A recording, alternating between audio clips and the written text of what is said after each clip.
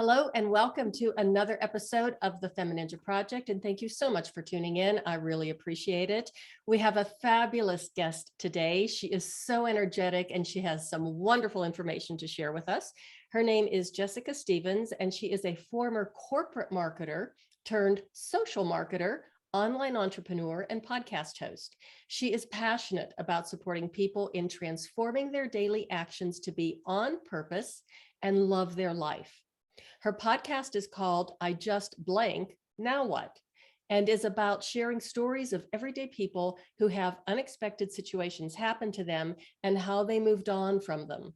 These stories inspire and empower others to help them navigate their own now what moments. Jess loves life, and she will help you love yours too. Jess, thank you so much for being here and welcome to the show.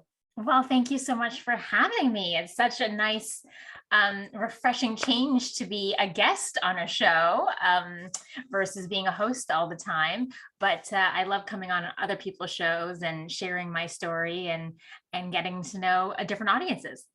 It's kind of fun being on the other end of the mic for a change. Yeah. And I'm looking forward to having you on my show.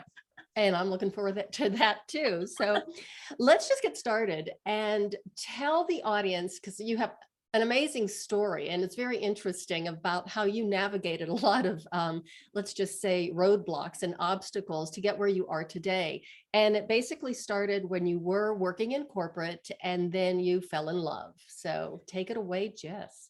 Thank you so much. Yeah. So it's amazing how, that one person kind of shows up in your life and literally is a bomb that goes off and not that it destroys everything, but it just definitely clears the field of things to make room for other people. So yeah, that person kind of showed up in my life and literally just was the changer because, when I was working in the crazy world of advertising and living what my friends would call the ideal single girl in the city life, it was okay because it was me and a job. And it didn't matter if I went home and ate popcorn and drank a glass of wine for dinner and went to bed and woke up the next day and did it again, because there wasn't anyone else that was impacting. But, when that other person shows up and is now part of your life, you're like, oh, maybe this isn't so healthy. And so that's really what happened for me. But to rewind the tape a little bit more, I actually had started falling out of my love with my career before I met him. But I just didn't know what to do with that because I don't know, this is probably something that a lot of your listeners potentially feel is when you get into a career, especially straight out of university, and you are just on the path and you're climbing the ladder and it's go, go, go, you're just kind of told to stay in your lane. Mm-hmm. And even if you're having thoughts or feelings about maybe this isn't right for me, or maybe I don't really like this, you look around and everyone's just doing what you're doing. So you're like, okay, well, maybe this is the way it's supposed to be. Maybe everyone's supposed to be a little bit unhappy with their career. So I just kind of kept going and I ignored the feeling. But as I was working, getting extremely tired, a little burnt out, and I was approaching the age in which I really wanted to be married to a human, but I realized that I was married to my career. And I was like, oh my gosh, Jess, you don't even have time to date. How are you going to be married? Something's got to give, girl. And so that's when I started to put some intentions out into the world of I would really like to be in a relationship other than with this laptop, other than with these people that I see every day at my job. And thankfully, the universe blessed me with the relationship that I have with my now husband. And that's truly when everything really changed for me, as we said at the top of the show, is when that person shows up, everything just now needs to shift and change to make space for this person. And the thing about that relationship that was so impactful for me was it was a long distance relationship. And I don't know if you've ever been in one of those yourself personally, but here's the thing about long distance relationships. They actually take more time than in-person ones do. And that was a relationship that made me realize that I didn't own my time. Somebody else did. Someone else told me where I had to be, when I had to be there, how long I had to show up for. And I'm like, this is even less fun than it was before. I'm happy to work. I want to work. I love to work, right? That's my part of my personality as an A-type, but I just want to do it over there. And you're telling me no. right? And this is like way back in the day when physical offices was a thing and remote Mhm. working was not. Mhm. And so I started to fall out of love with my career a little bit more. But again, I kind of just like ignored the feeling because stay in your lane, Jessica, like just keep going. You've been on this track to have a corner office or get that title or that income level. Stay on track. So we dated, we got married and we dated, got engaged and got married in a hot minute Mhm. because that is what you do when you're over the age of 30 and you want to be together. Mhm. Right? And so then we began the process to move my husband to Canada, which is where I live. He did not live in the country, so this was truly a foreign affair, and it got really interesting for us then because it took us almost 2 years for my husband actually to arrive in Canada and for us to be together. Oh. Definitely not the introduction into married life that I envisioned as a little girl. Like, I want a long distance marriage, like says Oh. no one ever, right? But it's the hand that we were dealt, and so we were just playing the cards the best we could. And it wasn't until my husband actually finally arrived in Canada, all those years later, that I kind of had what I refer to as my next nudge from the Mhm. universe, telling me that me and my career really needed to think about breaking up. And it's because I had this realization all of a sudden that he was here. It was great. We were gonna like do all the things and live together for the first time and, you know, go on our honeymoon and all the stuff. And, you know, we were gonna have this wonderful life. But it's like, oh my gosh, Jessica, you've married a pilot. Oh, geez. So yes, amazing. He is legally allowed to be here now. That's awesome. But his job, by the nature of what he does, is always going to have him leaving. He's always going to be going somewhere, and you physically have to show up to this office every day, aka jail. And Mm. you're probably not going to see each other a whole that much. And at the time, we were definitely intending on having a family. And I'm like, how are you going to be a solo parent with working 70, 80 hours a week, Oh. him gone, raising kid, like this isn't I just saw it. I'm like, this is a disaster waiting to happen. I'm like, okay, this, you really need to do something different now. Like this is the final warning, Jessica. um and yeah, so that's when things really kind of started to get into motion. I needed to start like thinking like, what could I do, what would I do, what do I want to do, what am I good at, how can I transfer these skills. And you know, fast forward, and my husband actually was very challenged in starting his career here in Canada as an immigrant, right? Because, you know, they want that Oh. quote unquote Canadian experience or American experience or whatever that is.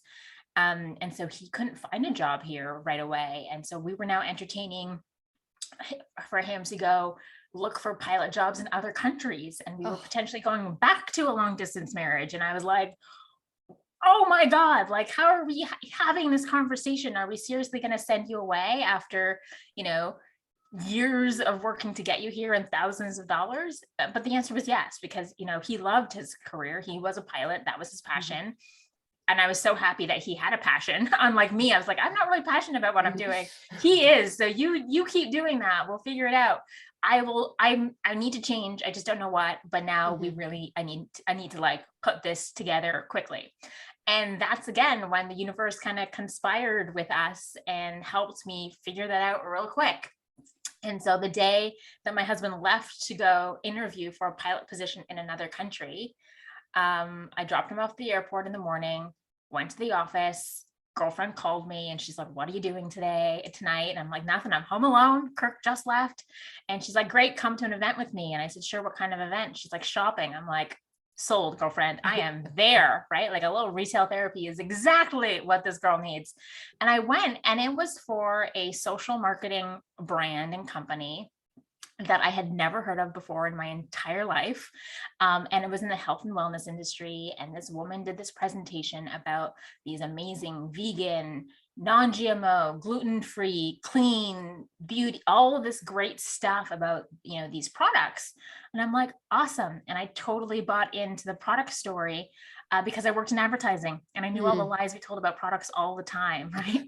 hate to break it to you, friends, but those celebrities that endorse those products actually don't use them. They just get paid millions and millions of dollars to pretend. So I was very tuned into what was kind of going on in that world, but I wasn't much of a product person, in my opinion. Like lip gloss and mascara was a really good day for me. That's what I'm wearing for you today, Cheryl. Oh, thank you.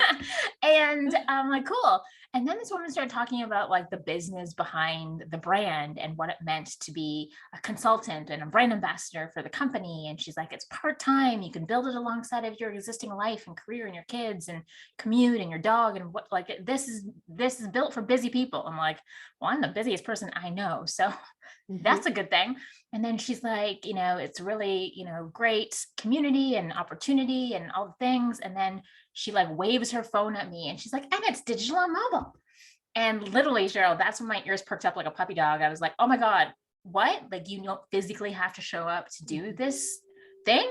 Oh my God, that's what I said I needed last night when I was watching my husband pack his suitcases for this job interview and praying, oh my God, I need something that's going to let me be free and pick up and go and travel and follow him. And so now I'm like, oh my goodness. I'm like, did that literally just get delivered to me within 24 hours of me asking for it?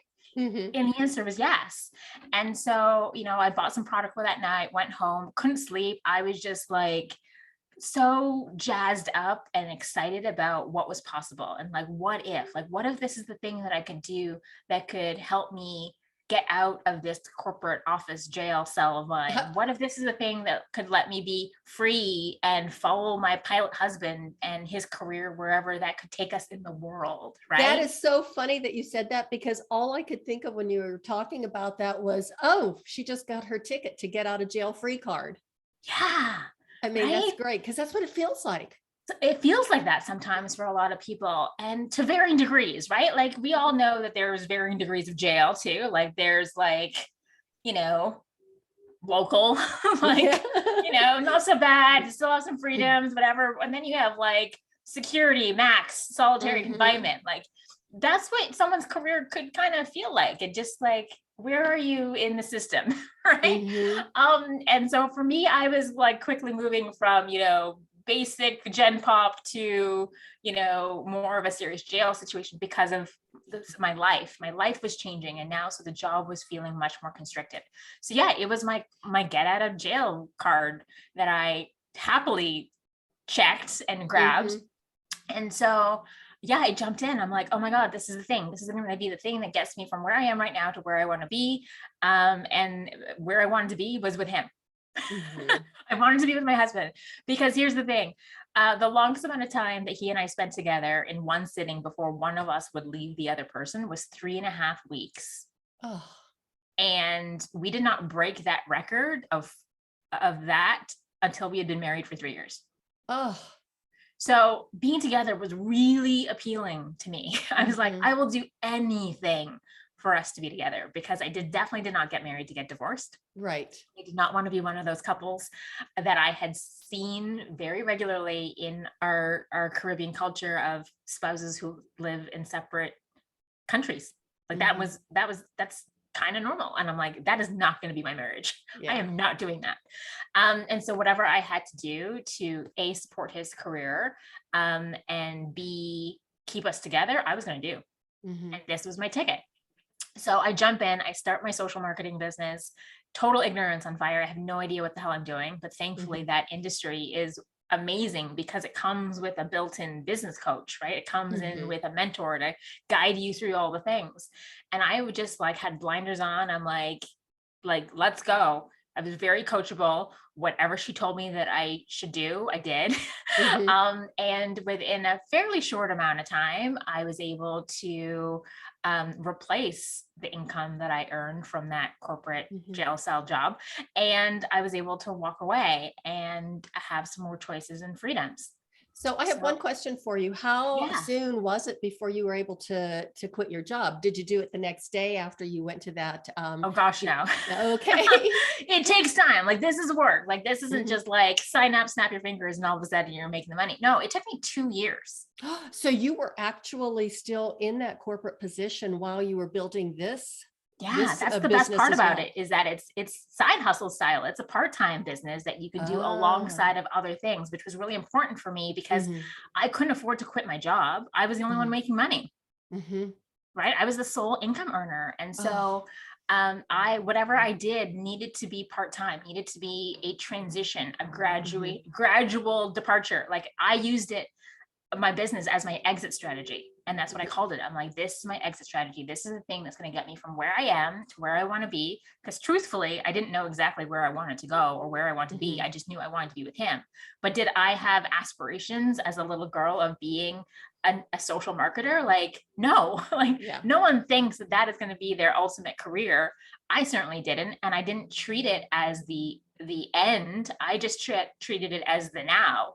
What is Mhm, the vehicle that's going to help me get me from where I am to where I want to be, mhm, and doing things that I want to do in the fastest amount of time as possible, mhm, right? I'm mhm, on a clock. mhm, And so this is the vehicle that was presented to me, and I decided to jump in and use mhm, it and go.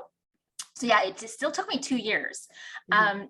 So to, I just want to backtrack a little bit. So in the yeah, meantime, back at the ranch with your husband, uh-huh, first of all, what was he doing at the time? But even before, you share that information with us, I find it fascinating that, okay, he was a pilot of how many years experience, but yet when he came to Canada, he couldn't fly because he wasn't trained in the Canadian way, or, I mean, that yeah, just sounds so silly, but it sounds like something we probably do that here in America as well.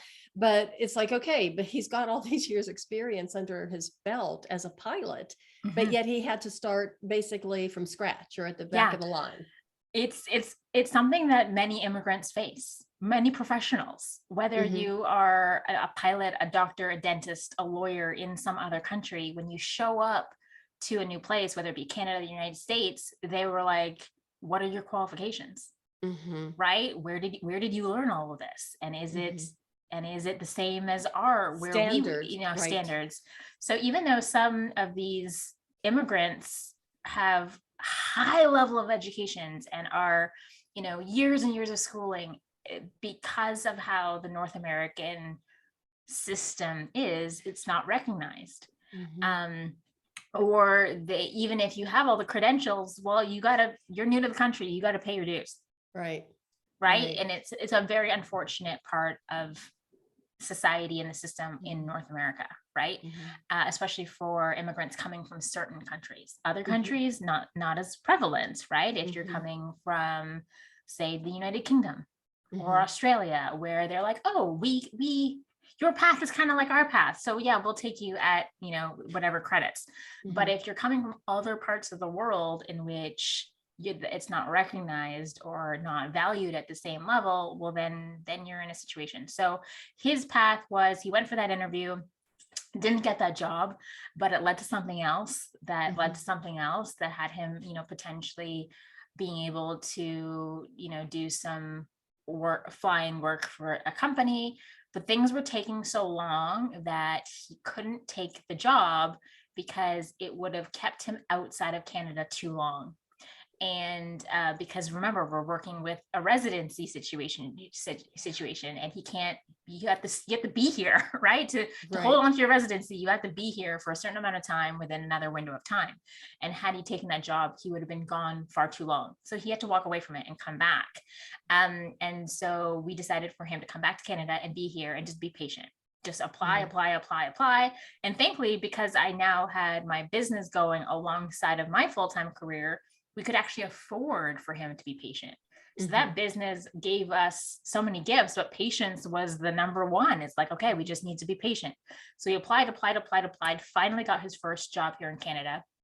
Um, and through a network, right? It's always about mhm, who you know, right? Somebody knew mhm, somebody at this company who needed a pilot, and that's where he started. He started in aerial survey. So he flew planes with giant cameras and lasers attached to them, and they oh, would go and do cool.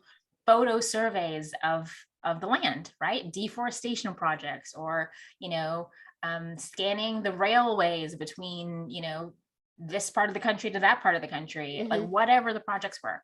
And that's how he started to build more hours and Canadian experience here that would lead him to his next job, which would lead him to his next job, Mhm. to lead him to where he is his now in his career.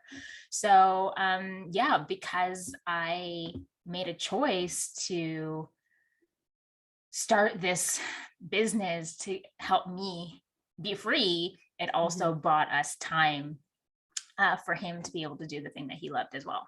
Mhm. So really, I said this to somebody the other day. I'm like, he was the impetus for me to do this, to leave, Mhm. to start, to do something else, because I was doing it for him, for his career, in support Mhm. of my husband.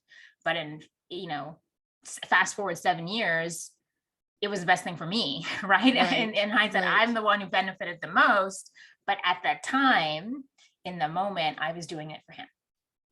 How wonderful though. I mean, and how great that it worked out because, now imagine if you had not met him and would you still be slugging through that, jail sentence with this corporate job that was paying a lot and sucking the life out of you and going home to your popcorn every night and glass of wine, going to bed and, wash, rinse, repeat. Yeah. I don't know. Maybe not. Maybe I would have met a partner who was in the same industry and I was, and he and I just kind of lined up and we just, Yeah. became the power couple in the corporate world. Who knows? Yeah. But I know that meeting my husband and being in that long distance relationship and having to go through the struggles of immigration that we did led us to where we are now and has given us the opportunity to totally transform my life and his. Mhm. And now how So long have you been married? this past February was 9 years. Wow, Mhm. congratulations. Thank you. Definitely physically together significantly less, right? As I Mhm. said, Oh, yeah. we did long distance for a long time, but I've had my business for 7 years now. And 5 years of that has been, as a full-time entrepreneur and doing other things because what I put into place to give me that opportunity to Mhm. do it. Mhm. So he is now flying, great career, loves what he does. And I, got my exit strategy in place and exited stage left from the corporate Mhm. world, fully into the entrepreneurial space now. I still have that, online health and wellness business as a brand ambassador, which is I will never walk away from. Originally I never intended to stay, but Mhm. I fell in love with it so much. I'm like, why would I leave? And Mhm. why, and this is like the Charlie and the Chocolate Factory golden ticket that I get to hand out to other people and help Mhm. other people change their lives too. The same way, it was gifted to me to be able to Mhm. change mine. So I absolutely love that business. It's still my bread and butter, if you will, but it's allowed me to no longer be a crazy workaholic, Mhm. and B, afford to do a lot of other passion projects that I always want to do. So I got to volunteer for amazing organizations and give my brain knowledge to things. I got to work at TEDx, right? Oh, how fun.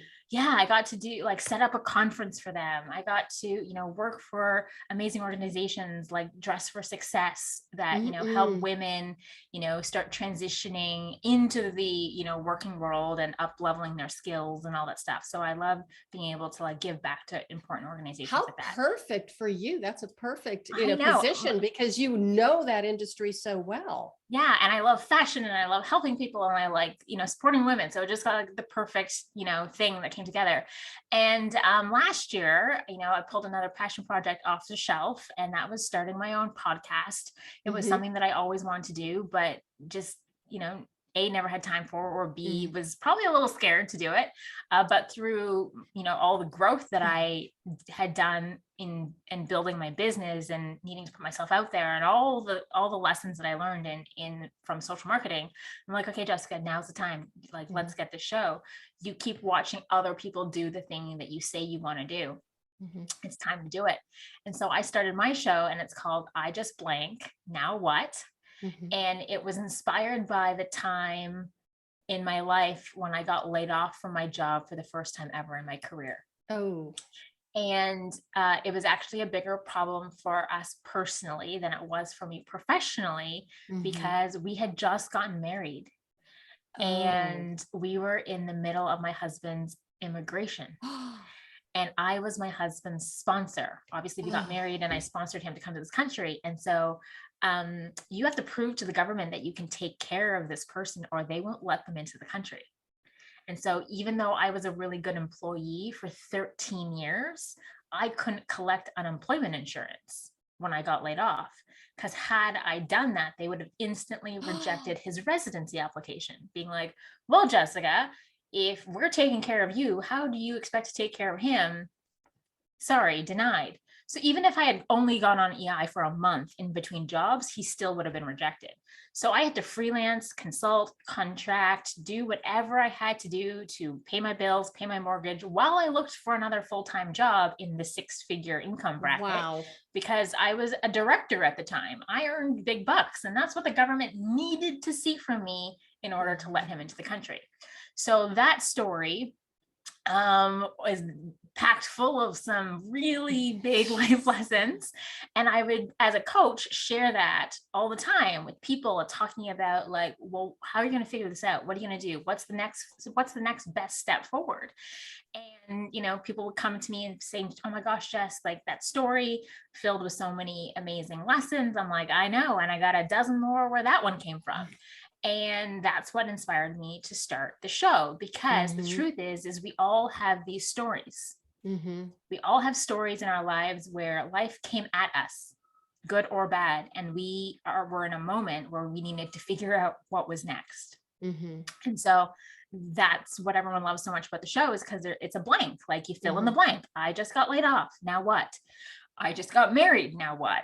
I just had a baby. Now what? I just graduated. Now what? I just, lost my mom to cancer. Now what? So we've all had these situations happen to us, and they're packed full of lessons. And the goal of the show is to, have guests come on and share their stories and teach these lessons. And for our listeners to know that whatever life throws at them, they'll be able to figure it out.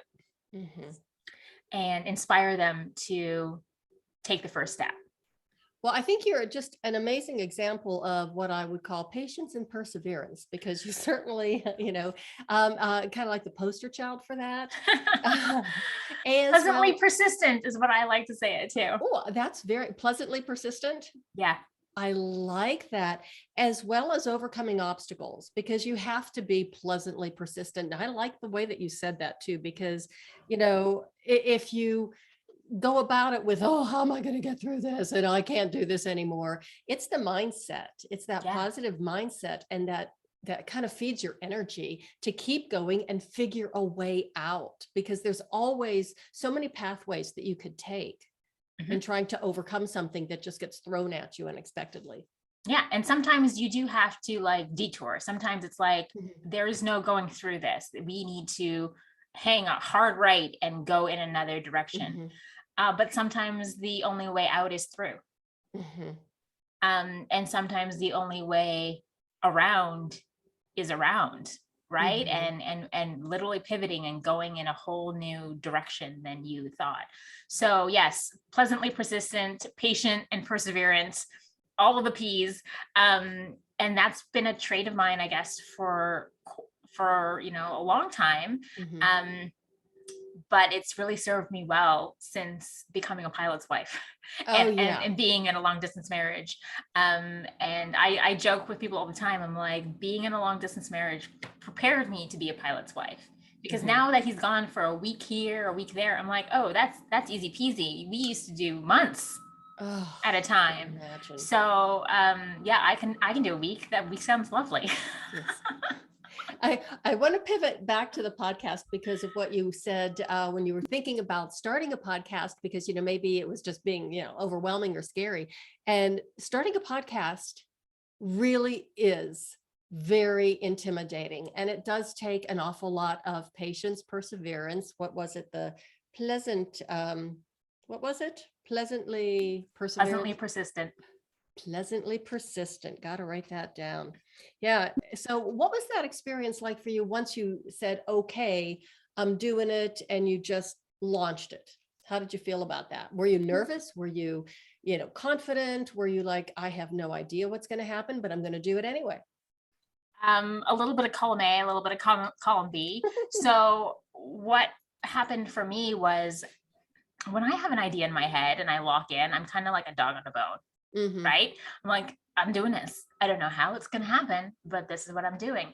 And I fortunately have an amazing support system in place for such projects. So I started, I'm part of a mastermind group, and we all met at a leadership conference many, many years ago. We traveled to Croatia and we were all housemates, and we went through this program together. And at the end of that program, we were put together as a mastermind team to support each other in all of the projects that we wanted to do for a year.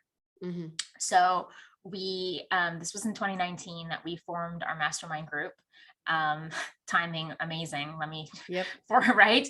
And we would check in with each other every week, and we'd be like, hey, what's going on? How was your week? How's the project progress on this thing that you talked about last week, or what's happening? And so we would support each other every single week for an entire year. And so we kept going after the year was done. And so I was part of this amazing mastermind group of like-minded people who wanted to do amazing things and wanted to achieve goals, whether that be personal or financial or creatively, whatever it was. We all had different projects. We were all working on different things, but we were there to kind of hold space and support each other. And so the first thing I did when I made the decision that I wanted to do this is I told them, I'm like, this is my new project. And they're like, all right, we're here for it. And they helped me stay accountable. And every week I had to show up and been like, here's the thing that I did this week to move this forward. And they also invested in me. They actually bought me this microphone, right, that's in front of me, because my birthday was right around the same time that I was sharing that this is what I wanted to do. And so they all got together and they bought me this microphone for my birthday. So sweet. And I'm like, well, now I've really got to do it, because these people have literally invested into me and into this project. I have to make this happen. So that's what I did, is I spoke life into what I wanted to create. But you have to be very careful in who you share that with, because there are people in your life that you're going to tell things to, and they are going to poo-poo it and tell you you're crazy and that's a stupid idea and all of that things, because they are not in the right space to be able to support you with that vision. Or they want to protect you from getting hurt. So they're like, oh, that's a bad idea. Don't join that thing. It's a pyramid scheme, right? Like, no, don't do that. It's like, I've had so many people who have had other people in their life tell them, oh, you're crazy. It doesn't work. Don't do it, because they weren't in a position to be able to support them in making it happen. And so you got to be really careful about who you tell your dreams to. So I just want to elaborate on that, because it seems like the people that should be the most supportive, the ones who are closest to you, are the ones who are those secret saboteurs. And they're the first people who are going to say, oh, no, you can't do that. I mean, if I had a nickel for every time I was told that, I'd be a very wealthy woman right now. Yeah. And it's not because it's normally coming from a place of insecurity and fear on their part, right? It's normally because they couldn't even fathom what that would look like for themselves. And so they don't encourage you, because they don't want to see you get hurt. They don't want to see you fall. Our brains are wired to protect us. And so even sometimes our biggest sabotager is ourselves. Like, we talk ourselves out of amazing ideas all the time too. So you have to tell yourself and make sure, and on repeat, so your brain gets the message and it starts shooting you the right things. But you have to be confident in telling certain people what you want to do to have them support you. But it's okay to keep things a secret from those who you know are going to question you or make you question yourself or be unsupportive. Mhm. Be less than positive. Let's just put it to you that way. Yes, be Yeah. less than positive, right? Yeah. So I always tell people, I'm like, you got to speak what you want into the universe. You got to like create a vision and you got to scream it from the mountaintops. But if you know that there is a group of gremlins, Mhm. like do not talk about your passion or your joy in front of them, because they will suck it out of you Mhm. faster than you can even blink. It's almost like you have to protect it like a little baby. Your Mm-hmm. idea is, I just put my garden in 2 days ago after, multiple snowstorms and all that kind of stuff. So I have them, I have little covers for them, like they have their own miniature little greenhouse. And I go out there in the morning and I check on them and talk to them. And I say, I'm going out to play with my plants. But you have to protect those little seeds of an idea, or those little sprouts that are coming up from the seed of an idea, and really take care of them and nurture them, because at that point they're so Vulnerable. fragile. They're very Yeah. vulnerable. Yeah. And yeah, it's just like a baby. You got to swaddle that baby and then Mhm. your vision and your dream, and keep it above the surface, right? Mhm. Like if you are bobbing in a life raft in the Right. ocean, your job is to keep this baby breathing. Yeah. Like that is what you have to do. And so you're gonna have to keep it away from Mhm. those who could let Danger. it danger Mhm. danger. um but yeah, it's really important to surround yourself with people who Yeah. are going to lift you up and support you. And I'm so grateful for those friends who encouraged me Mhm. and kept me going. And they were some of my very first guests who came on the show and shared their stories, and Mhm. um just really encouraged me to go for it. So Mhm. here we're coming up on the 1 year anniversary of the show in June. Congratulations. Thank you. We're Congrats. wrapping up season 2 and we're going to start season 3 real soon. And it's now morphed from a passion project into Mhm. something even bigger. Mhm. And it's morphing and it's Mhm. growing, and it's a beautiful thing to watch. Mhm. Yeah, And all of that just from the seed of an idea. the seed of an idea So let me and ask you this. determination to make it happen. Oh, determination, yeah, as well as incomparable stubbornness. Let us not forget about that. That really helps an awful lot. Absolutely. Yeah. So anyway, let's talk about now. Do you coach women then on how to, find a better life, or how to get through obstacles? And tell us about that. Yeah. So in the early days of my social marketing business, um, I learned a lot, and I, as I mentioned at the top of the call, like I wasn't much of a product lover. Like I Hmm. loved the products and I believed in them, and I, backed them 100%. Recommend them till I'm blue in the face. But that wasn't the part of the business that I gravitated and loved the most. What I loved the most was helping other people. Hmm. All right. Like that was, in my opinion, the best product that we had was the opportunity. We are like a personal growth, personal development company wrapped up in the packaging of personal care Hmm. product. Hmm. So I wanted to help people get in the car with me, get in the Hmm. vehicle and go. And so that's where my coaching started, was helping other people do what I did. Hmm. And it morphed because I just started meeting so many people and having so many conversations. And network marketing or social marketing, whatever name you want to call it, isn't everyone's cup of tea, and that's totally Hmm. fine. But I would meet these people and share the opportunity with them, and they would say thank you but no thank you, and they're like, but Jess, we love you, Hmm. and I want to learn from you. And I'm Hmm. like, what? And they're like, I want to work with you. And I'm like, but they're like, no, I'm not interested in that, but I want you to help me get me from where I am to where I want to be, but in a different Hmm. vehicle. I'm like, oh, okay.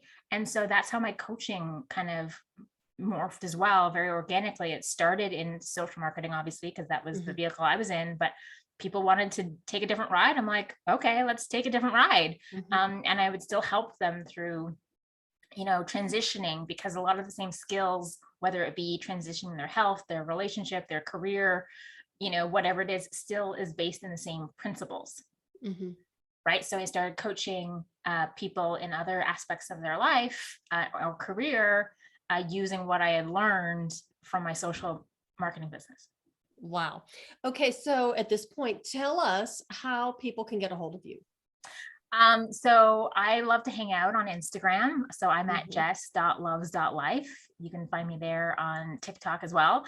I have a website called jessicastevens.ca and LinkedIn. Mhm. All the links from my profile will be in the show notes. But yeah, reach Mhm. out on Instagram at jess.loves.life. Send me a little note. Let me know you loved the episode. Let's chat and we'll Mhm. figure out, what kind of vehicle you want to jump in, and if I can help you get to wherever it is you want to get to a little bit faster and love the ride. And that's the Yeah. other thing, is you really got to love the journey, Mhm. because it's a long one. Yes, it is. And it does have a lot of obstacles and a lot of curves and bumps in the road of life, is the way I like to put it. So, what advice? Oh, no, let's back up and talk about where they can find the podcast. So yes, the podcast is available on all the different platforms: Apple Podcast, Google, Spotify, you name it. And it's I Just Blank. Now what? Mhm. Mhm. Awesome.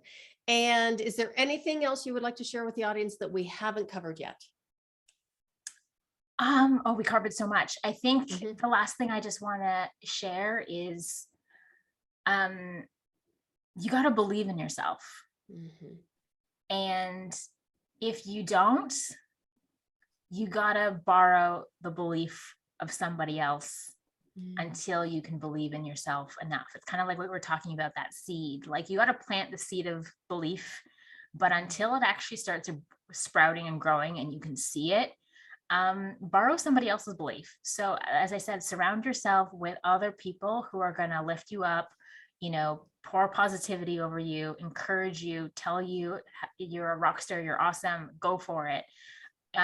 Until you can do that on your own. It's kind of like training wheels, right? Mhm. Until you can ride your two-wheeler on your own, you need some training wheels. You need other people to help guide you on that ride. And if you do not have those people in your life, call me. I will be one of them. Excellent. Love that. Mhm. Well, Jess, thank you so much for being here today. I really appreciate it. It's always a pleasure talking to you. You too. And can't wait to continue the conversation on our next episode. I know that's going to be a lot of fun, and I am so looking forward to it. And I guess that the Bobcat didn't rev its engine. Nope, we're good. Pretty good on the sound today. So it's the joys of home studios. But thank you so much for being an awesome host, asking great questions, and thank you to your audience for listening. Looking forward to connecting with everybody. Absolutely. Thanks again, Jess. And everybody, thank you for listening. I really appreciate you as well. And do remember to believe in yourself and adopt an attitude of being pleasantly persistent when you're faced with some obstacles. And I think one of the most important things is to surround yourself with positive people who can help support you. Absolutely. And absolutely, that is the way of the FemiNinja.